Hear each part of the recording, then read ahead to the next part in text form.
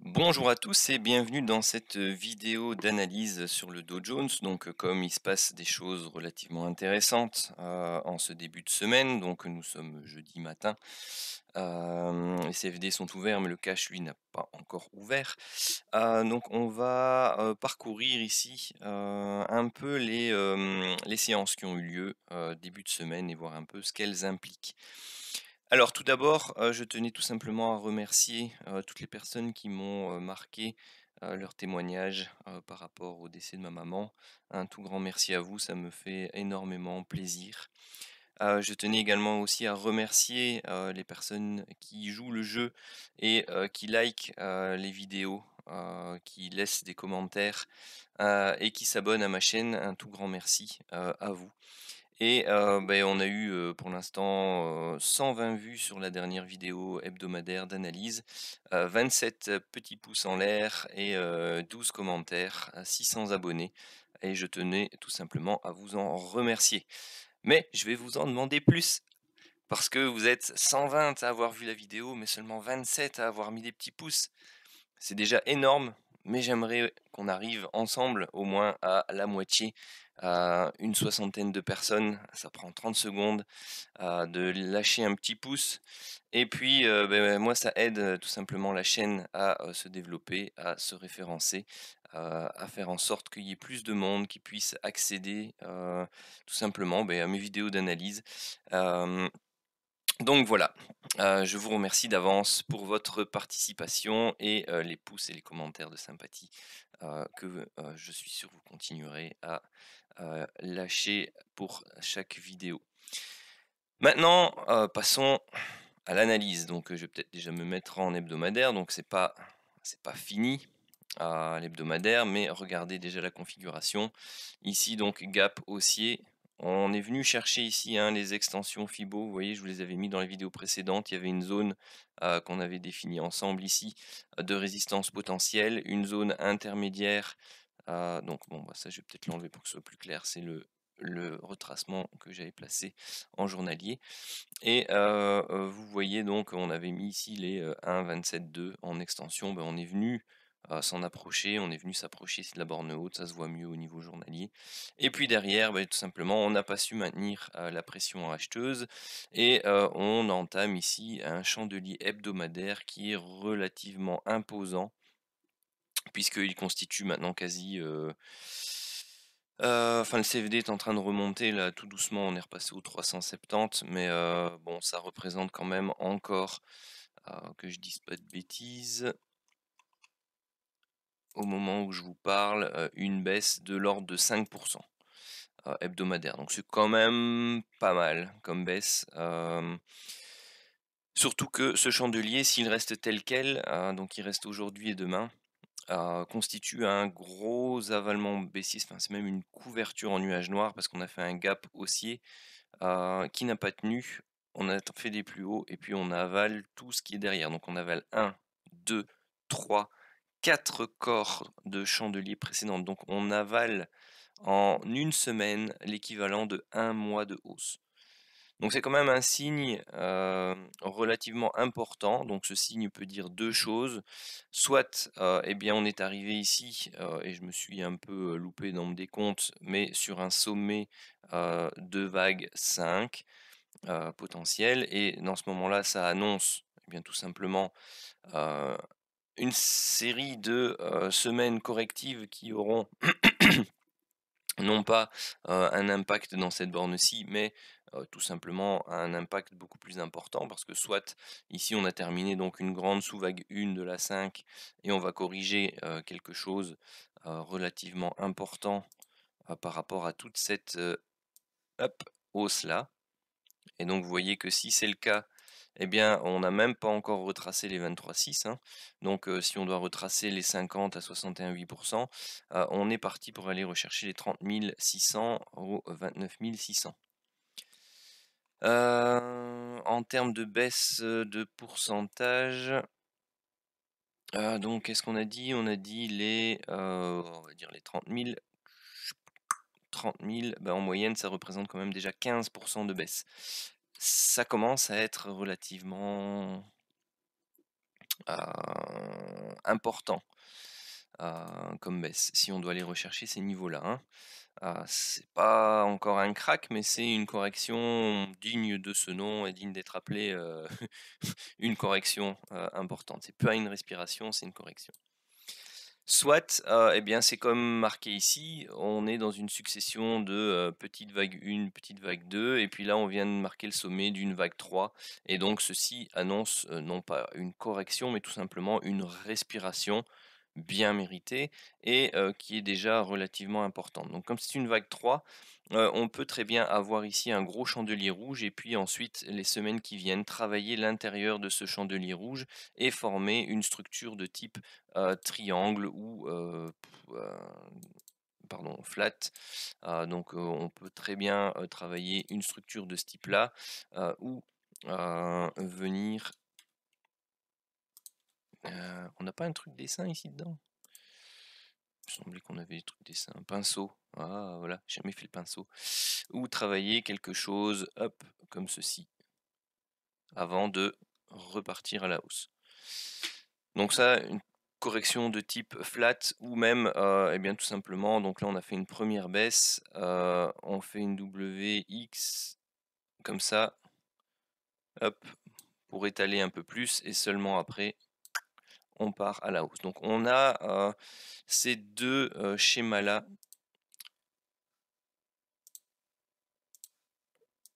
Hop, voilà, qui sont à envisager pour une respiration.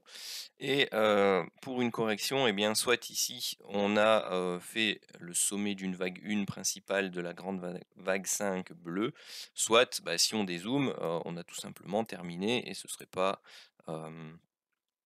illogique, on va dire, terminer directement la grande vague 5.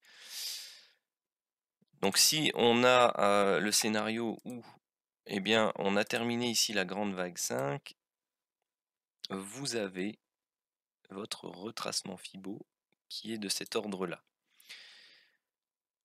Qu'est-ce qu'on fait généralement? Eh bien, on va rechercher les vagues 4 précédentes. Donc vous avez la vague 3 et 4 précédentes qui se trouvent là, donc retracement de 38,2 à 50% Fibonacci, voire la sous-vague 4 de la vague 3 précédente. Donc c'est celle-ci. Donc vous avez ici plus ou moins les 50% à 61,8 de retracement Fibonacci. Donc là, on est de nouveau dans l'ordre de 15% de correction à 25% de correction.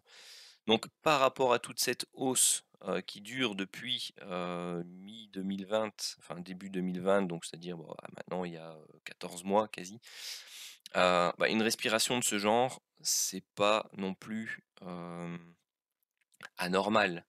Hein, faut bien se rendre compte que les marchés, ont pris, ont doublé, hein, tout simplement, le Dow Jones a doublé depuis ses 18 000 jusque quasi 35-36 000.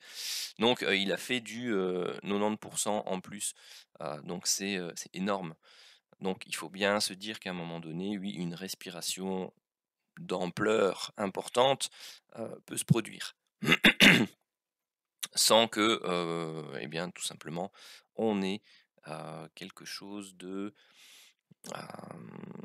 qui aille refaire des plus bas, hein, attention, hein, ici, comme expliqué dans des vidéos précédentes, vous avez ici un crack de crise, vous avez ensuite une remontée, bon bah, d'habitude ça fait pas des nouveaux plus hauts, hein, mais et vous avez une phase de correction où vous avez la partie économie qui est plus mauvaise et plus dégradée que lors du premier crack.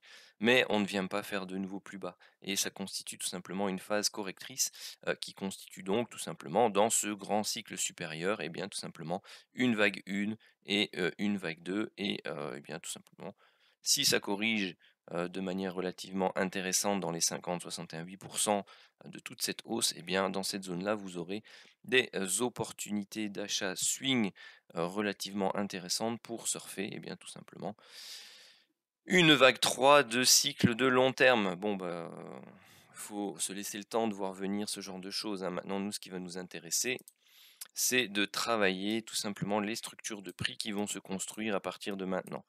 Donc, ici, on est dans une phase où il faut rester relativement prudent. Pourquoi? Parce que vous le voyez, On est venu ici par rapport à cette borne haute de canal, et bien on est venu taper pile poil la borne haute. La zone que l'on avait définie a fait résistant. On a fait un chandelier ici relativement propre qui est une pierre tombale. Un gap ici baissier à l'ouverture qui n'a pas été comblé. C'est une structure de retournement temporaire ou majeur euh, qu'il faut voir et prendre en compte.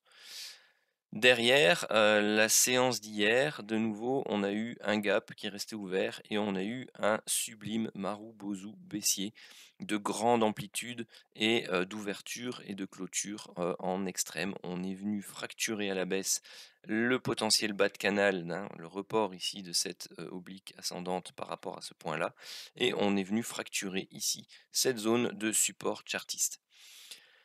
Alors, il n'est pas improbable qu'aujourd'hui, donc le CFD est déjà descendu dans les 300. Hop, donc on est déjà venu tester au niveau des CFD cette zone-là, donc quasi le support pardon, suivant, avec l'oblique ascendante ici.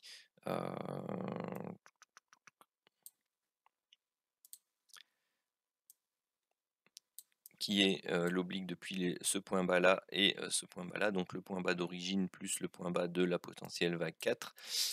On est venu leur toucher ici au niveau de la dernière sous-vague 2 ici, et il est fort probable que l'on vienne prendre appui dessus pour commencer et bien tout simplement une structure. Donc ici vous avez une première vague baissière, une structure correctrice qui en toute logique devrait amener par la suite une seconde vague correctrice. Alors à nouveau, tout dépend du scénario sur lequel on sera, c'est-à-dire soit ici sommet de vague 3, hop, structure latérale, et puis on repart faire une structure haussière, et on avance comme ça en crabe, hausse,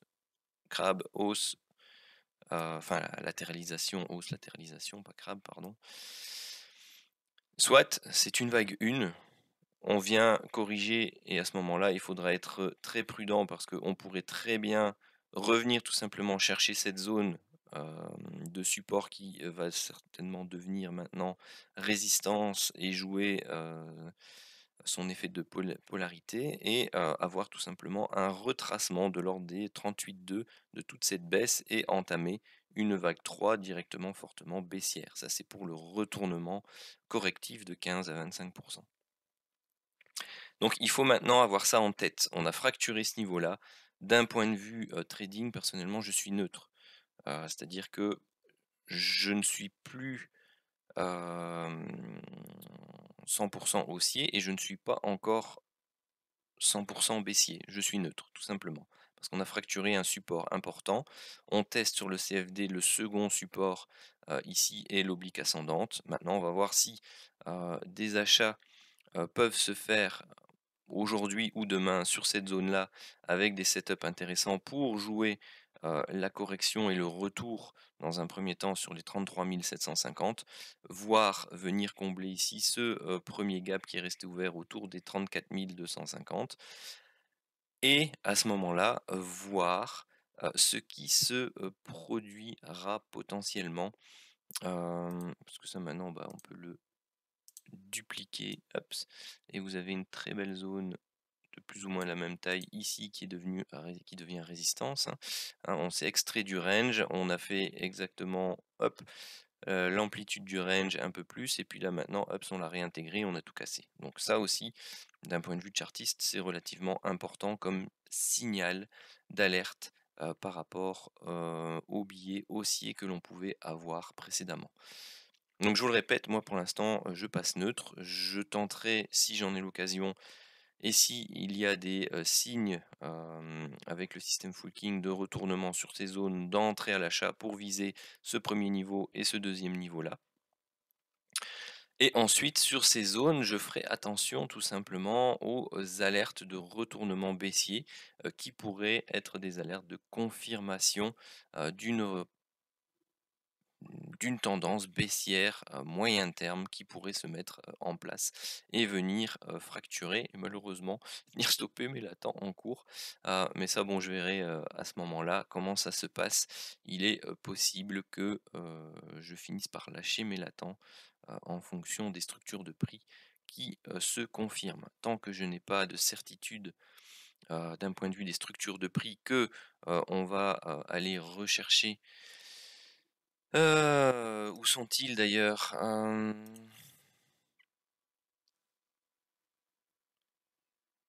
C'est lequel celui-là? C'est le cash, hop. C'est à quel endroit? 32 250, donc c'était ici.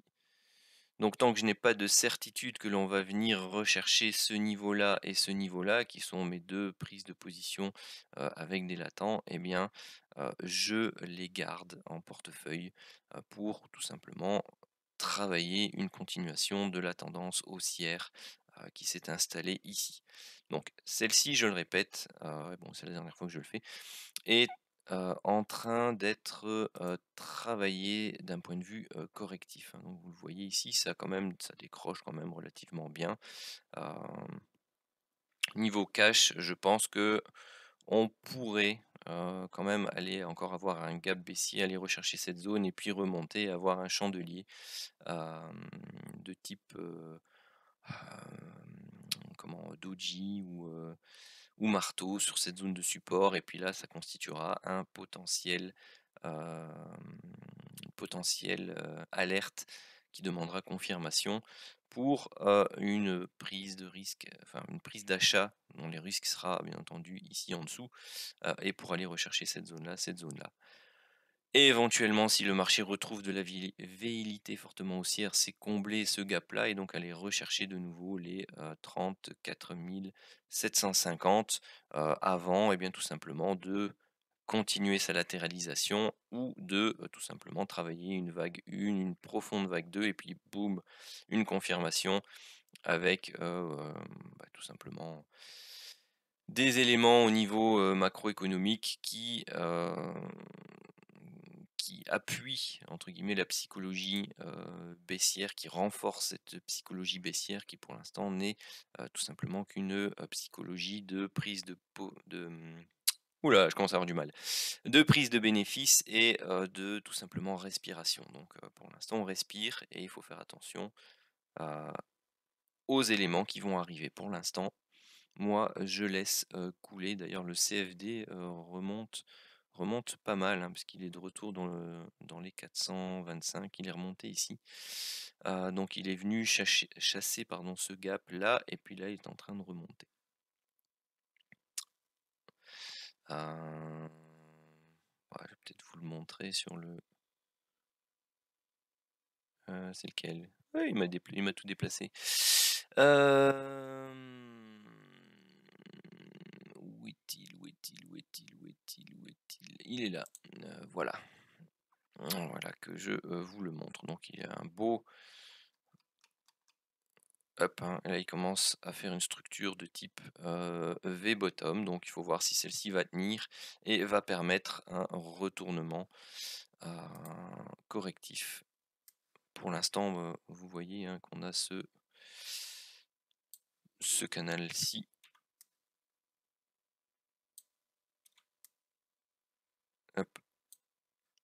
qui est travaillé au niveau du CFD.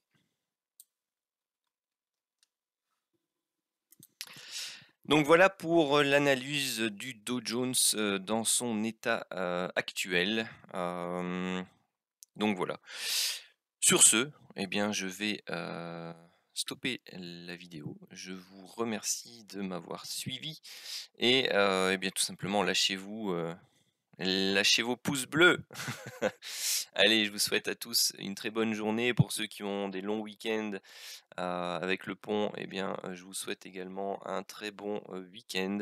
Et de toute façon, on fera la mise à jour ce week-end hein, de la poursuite de l'évolution de ces marchés financiers. Allez, ciao!